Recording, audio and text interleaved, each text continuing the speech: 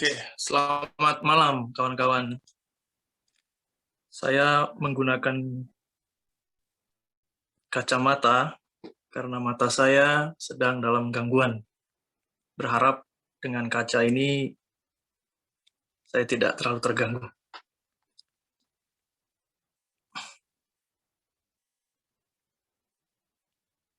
Ya, tolong dibantu screen karena laptop saya jadul. Kita mulai saja.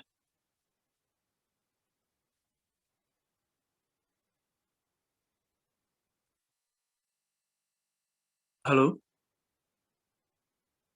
Ya. Saya diminta untuk berbicara tentang panggilan dan kebenaran, tetapi yang muncul di kepala saya itu adalah kebenaran. Lanjut. Ya, ini singkat saja. Kalau bicara kebenaran, di zaman sekarang itu yang sering di telinga kita pasti adalah post-truth ya. Itu sudah membumi, Pak Presiden kita juga ngomong itu gitu. Di dalam post-truth itu apakah ada kebenaran? Jawabannya dimanapun perlu kebenaran dan juga kejujuran. Karena tanpa kebenaran dan kejujuran, saya tidak akan membahas secara teologis, itu pasti tidak ada rasa saling percaya. Dan di mana tidak ada rasa saling percaya, maka ada ketidakteraturan. Yang berkuasa hanya orang-orang yang bisa mengendalikan kebenaran. Ya, selanjutnya. Nah, Immanuel Kant itu mengatakan satu kalimat yang berhubungan dengan kebenaran. Dia bilang, masyarakat yang sehat akan jadi sakit kalau membiarkan kebohongan publik merajalela. Kebohongan selalu merugikan orang lain. Kalau bukan orang tertentu, kebohongan tetap akan merugikan umat manusia secara umum, karena hal itu membuat cacat sumber hukum itu sendiri. Dari sini kita melihat bahwa bahaya daripada ketidakbenaran atau ketidakjujuran langsung pada implikasi korupsi, itu bahayanya adalah kita tidak akan bisa melahirkan hal yang bermutu.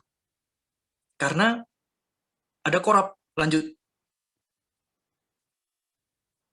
Nah, sebelum kita masuk kepada pokok-pokok inti gitu ya, kembali mau saya katakan, membaca Alkitab itu hal yang baik, tetapi Calvert bilang Alkitab di tangan kanan, Quran di tangan kiri. Nah, ini bukan Calvert, tetapi satu buku on moral business. Ketika saya dulu di seminari ada menemukan ini, dia bilang apa? Teks-teks klasik yang telah nyata berkontribusi besar membentuk peradaban dan masyarakat, itu bagus untuk dibaca. Sebenarnya ini mau mengatakan tidak ada teks tanpa teks yang lain. Kita baca Alkitab, kita senang juga karena menemukan teks-teks lain yang sejaman yang bisa menjelaskan peristiwa itu di dalam bentuk sejarah. Kita jadi makin teguh dengan apa yang kita yakini kan. Lanjut. Selanjutnya. Nah, juga seorang filsuf Kristen sebelum ini. Nah ini. Filsuf Kristen itu bernama Howard Buich ya. Dia bilang begini, filsuf Kristen itu ada, dan dia itu seperti filsuf-filsuf yang lain, memberikan pertanyaan-pertanyaan penting. Kalau filsafat kan dia bertanya hal-hal esensial gitu. Eksistensi itu apa? Dunia ini ada tidak? Apakah hewan dengan manusia berbeda? Apa bedanya? Aku ada untuk apa? Nah, pertanyaan-pertanyaan yang epistemologik, eksistensial, etik, itu ditanya. Cuma bedanya filsuf Kristen dengan filsuf lain gitu. Ambil contoh Thomas Aquinas, Agustinus, atau Rasul Paulus juga ada yang bilang beliau filsuf ya gitu, karena di Areopagus walaupun dia begitu keras dengan filsafat. Hanya bedanya filsuf Kristen itu memperhitungkan perspektif soal realitas yang diberikan dalam pewahyuan Alkitab. Jadi kita tetap belajar filsafat, hanya kita memiliki dasar di dalam sanubari kita bahwa seluruhnya ini ciptaan Tuhan. Kita tidak meragukan itu, sehingga Meskipun ciptaan itu sudah jatuh, selalu ada harapan. Kita perlu untuk selalu bertanya apa yang bisa kita lakukan karena kita terinspirasi misalkan dari 1 Petrus 3:15 di halaman yang tadi itu dia bilang kita harus siap memberikan tanggung jawab kapanpun. Nah ini dalam sejarah pemikiran Kristen ini itu disebut sebagai fides quaerens intellectum. Kita harus terus-menerus mengusahakan karena tidak semua isu-isu yang kita hadapin itu lengkap dalam Alkitab. Misalnya tatanan politik apa yang paling bagus, bagaimana negara ditata. Alkitab juga tidak membicarakan hukum gravitasi atau Einstein. Kita harus baca John Locke untuk tahu mengenai politik. Implikasinya itu kita berbeda karena kita punya pengharapan di dalam Kristus. Nah, Bapak yang di layar ini itu adalah seorang yang bernama Father Frederick Copleston ya. Ketika dunia waktu itu sulit untuk membantah seorang bernama Bertrand Russell, seorang filosof, metafisis, atau seorang matematikawan juga yang sangat ampuh untuk membuktikan bahwa Tuhan itu, ya dia bilang sih dia agnostik untuk para filsuf, tapi untuk orang awam dia bilang dia ateis. Bapak ini datang dan duel mereka dalam sebuah radio zaman dulu, dan dia mendebat Russell. Dia bilang begini, Russell, di belakang semua tujuan itu, di belakang semua materi itu ada tujuan, Russell. Nah, tujuan itu mengarah kepada satu hal. Dan itu bisa memiliki tujuan karena ada sifat-sifat Tuhan di dalamnya. Mereka berdebat dengan sangat tenang, dengan sangat baik. Kita bersyukur ada Frederick Copleston, seperti bersyukur akan Binhofer ada di zaman Hitler. Lanjut. Selanjutnya. Next.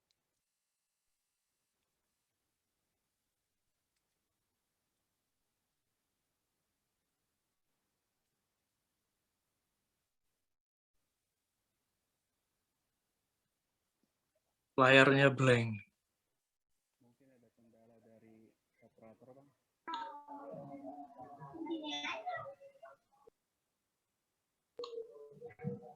Nampaknya kita mengalami gangguan koneksi.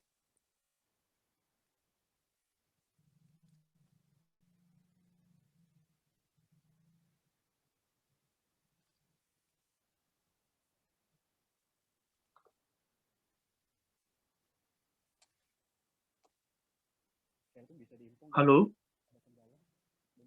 Halo?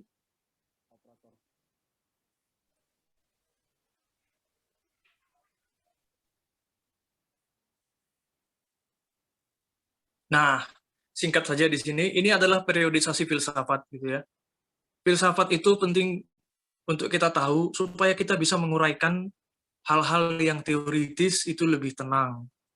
Di dalam sejarah filsafat itu paling tidak ada 4 hal yang penting gitu. Prasokratik, zaman Sokratik, abad pertengahan, modern, renaissance atau pencerahan, enlightenment, dan habis itu era modern ya, dan kontemporer yang saat ini. Nah, kita hidup dikatakan di era kontemporer gitu. Era kontemporer ini bisa dibilang era di mana orang tidak mau lagi merasa terkungkung oleh satu teori besar. Semua orang ingin meneriakkan pendapatnya sendiri. Ditandai dengan munculnya fenomena post-truth yang didukung oleh teknologi. Dengan teknologi, semua orang menyuarakan pendapatnya di Twitter tanpa harus punya organisasi. Oke, selanjutnya. Nah, ini terus saja, waktu kita nggak banyak. Silahkan dibaca, nanti bisa dibagikan. Nah, di dalam filsafat itu, gara-gara post-truth ini, postmodern itu, semuanya banyak berubah. Ya. Di semua aspek filsafat. Relativisme, subjektivisme, berbagai macam teori. Lanjut aja, ini terlalu teoritis. Selanjutnya.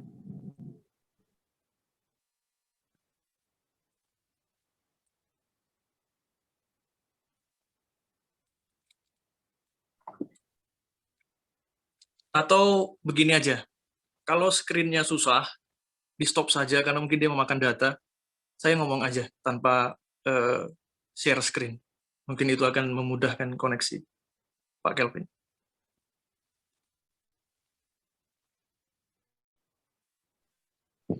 Oke, Bang. Ya, matikan aja.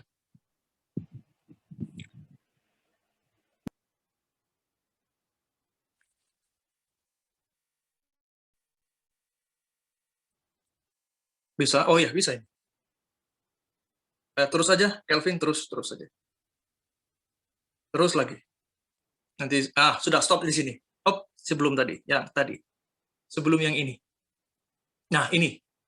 Nah, kita masuk kepada intinya ya, apa yang mau saya sampaikan gitu.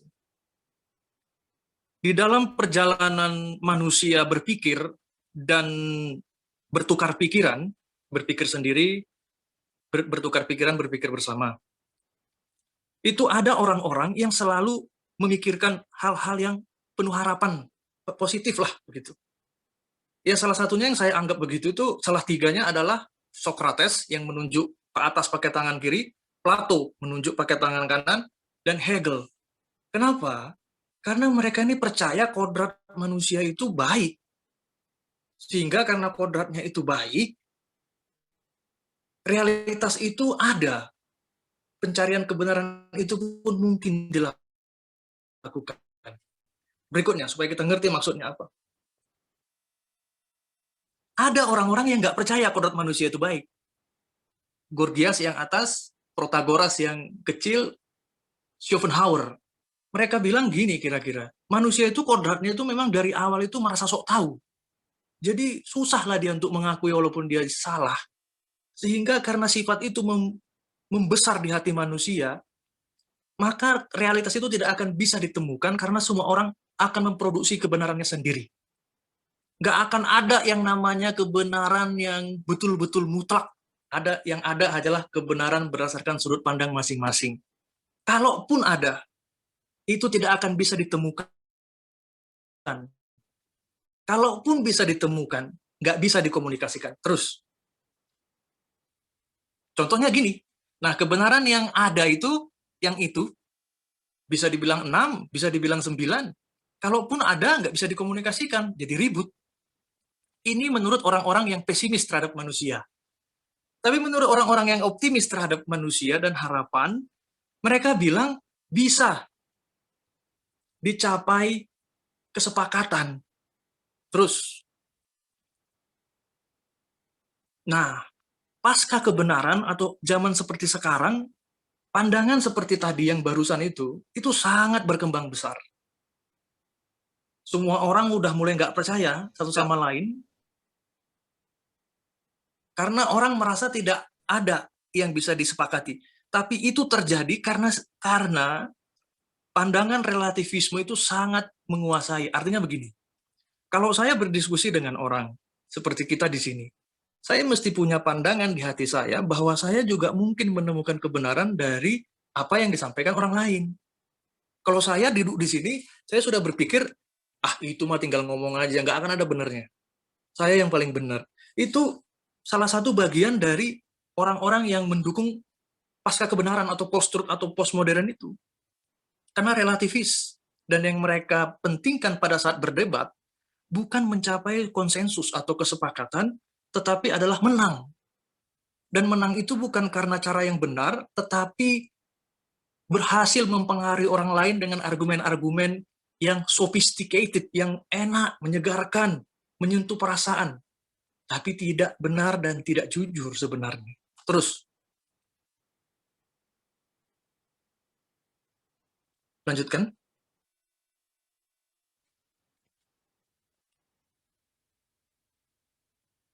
Ya, ini sudah selesai. Kita slide berikutnya.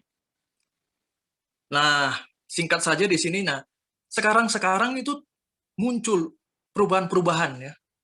Pernyataan yang salah diganti kesleo lidah, berita bohong diganti separuh benar. Saya bukan berbohong, saya hanya salah ucap gitu-gitu. Harga naik diganti disesuaikan ya. Kebenaran itu jadi juga ada kadarnya sekarang. Kebenaran bernuansa, kebenaran alternatif. Contohnya gini, ketika Donald Trump dilantik jadi presiden, itu tuh dikatakan pelantikan yang paling rame didatangi orang. Padahal enggak. Akhirnya para wartawan sebel kan, mereka mengirimkan foto-foto faktanya. Setelah dikonfirmasi, juru bicaranya mengatakan, sebenarnya yang kami maksud itu tuh bukan seperti itu, tapi yang kami sajikan itu adalah fakta alternatif. Jadi sekarang fakta itu juga ada alternatifnya. Nah, karena relatif. Terus,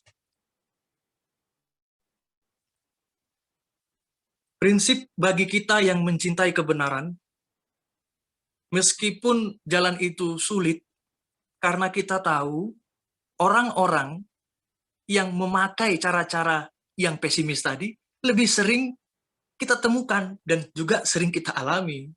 Tetapi kita mesti tetap percaya, meskipun dianggap naif, bahwa yang namanya kebenaran itu adalah kecocokan antara persepsi dengan kenyataan. Misalnya, dalam pandangan hukum, kita tidak akan percaya sebelum ada buktinya, atau nanti juga akan ada buktinya kok. Misalkan saudara, saya selalu dikasih tahu oleh seorang yang penting ya, buat saya, bahwa apa yang muncul di hati kita tentang gerak sesuatu hal itu, biarkan saja dulu, nanti juga akan terbukti kok. Nah, itu persepsi bertemu dengan kenyataan. Ya itu salah satu ciri orang mau berpikir yang benar. Terus, nah, saya rasa ini terus saja.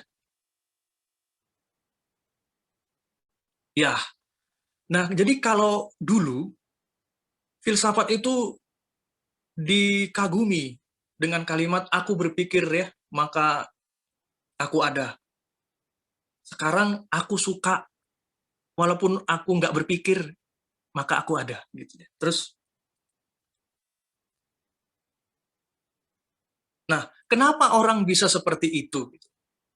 Ada akarnya. Kenapa orang bisa berpikir post-truth? Kenapa orang bisa berpikir seperti itu? Rupanya itu ada sifat orang yang memang suka keliru. Orang memang kadang-kadang keliru tanpa niat jahat, tapi dia sadar, terus berubah mengkoreksi diri. Ada. Tapi ada juga kekeliruan yang disengaja. Dia nggak mau tahu. Misalnya orang yang berambisi, memang sengaja nggak mau tahu. Dan juga akhirnya jadi pembohong. Gitu dia. Tetapi juga ada faktor lain secara psikologis yang saya temukan dalam buku Lee McEntire ya. Itu cognitive bias. Manusia itu rupanya tidak sangat rasional.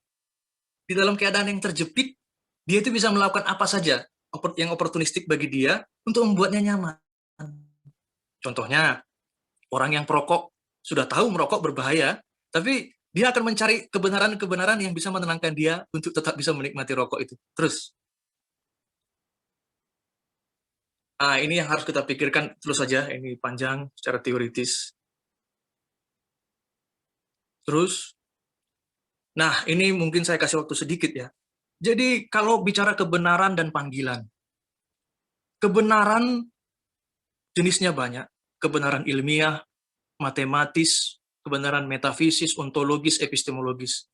Tetapi, saudara, apapun yang saudara, kita, saya sedang hadapi, yang salah satu kunci dalam kebenaran itu, apakah kita berani memeluk kebenaran itu pada saat kita itu dituntut dalam kondisi yang paling sulit? Setia kepadanya. Banyak orang bicara kebenaran,